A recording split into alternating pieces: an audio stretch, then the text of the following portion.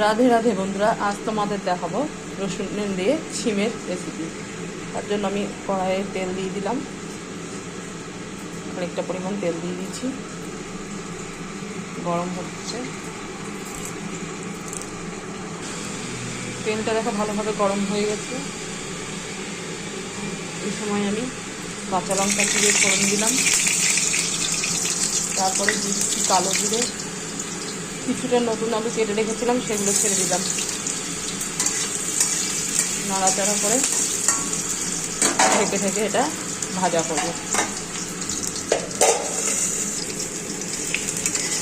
বন্ধুরা দেখো খুব ভালো করে ভাজা হয়ে গেছে। এইবারে শিম কেটে ধুয়ে রেখেছি, ধুয়ে বেছে রেখেছি, ছেড়ে দিলাম। শিমগুলো নাড়াচাড়া করে ঢেকে দেবো।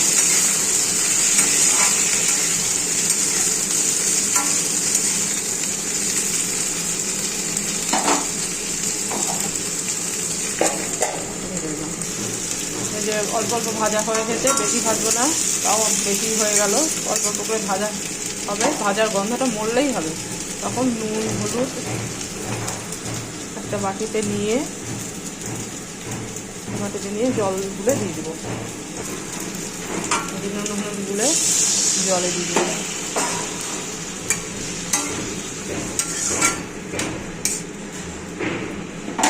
এবার এটা ঢাকা দিয়ে দেবো, হতে থাকবে। আর আমি 3 কোয়া রসুন এবং একটা লঙ্কা নিয়ে খাবার মরিচের মধ্যে ছেঁচে নিলাম। এটা বন্ধুরা ছেঁচেই দিতে হবে, ছেঁচে না দিলে ভালো লাগবে না।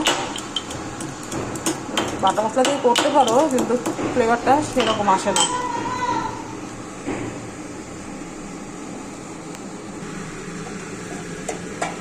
দেখো বন্ধুরা ফুটে উঠেছে। এই সময় আমি এই ছেঁচে রাখা রসুন লঙ্কাটা দেখো জলে গুলে দিয়ে দিলাম।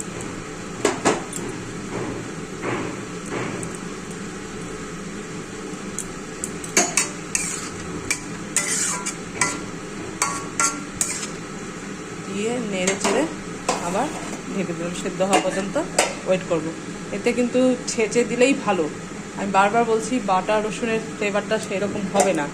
তোমরা দিয়ে দেখতে পারো, কিন্তু হবে না। বন্ধুরা দেখো ভাজা ভাজা হয়ে গেছে। এবার আমি নামিয়ে ফেলবো। একটা অসাধারণ ফ্লেভার হয়েছে, অসাধারণ ফ্লেভার। তোমরা করে দেখো, আমার মনে হয় প্রত্যেকেরই ভালো লাগবে। আমার তো ভালো লাগেই, তোমাদের প্রত্যেকেরই ভালো লাগবে। শিমের আরও পদ আছে, পরের ভিডিওতে আমি দেখাবো। শিমের অসংখ্য পদ হয়, অসংখ্য পদ হয়।